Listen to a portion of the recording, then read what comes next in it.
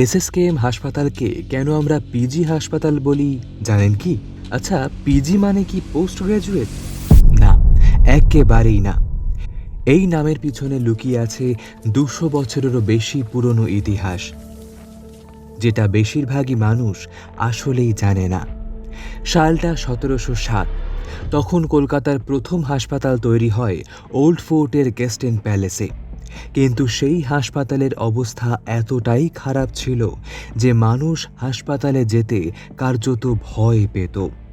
এটা বুঝতে পেরে ইস্ট ইন্ডিয়া কোম্পানি ১৭৬৮ সালে ময়দানের কাছে একটা বাগান বাড়ি কেনে।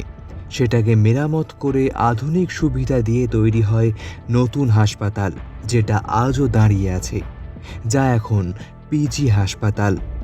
এই হাসপাতালের নাম রাখা হয়েছিল প্রেসিডেন্সি জেনারেল হসপিটাল, কারণ এটা পুরো বেঙ্গল প্রেসিডেন্সির মানুষদের জন্য তৈরি হয়েছিল। আর সেই প্রেসিডেন্সি জেনারেল থেকেই লোকমুখে ছোট হয়ে যায় পিজি হাসপাতাল। তবে এবার আপনারা বলুন তো, এই এসএসকেএম এর পুরো নাম কি?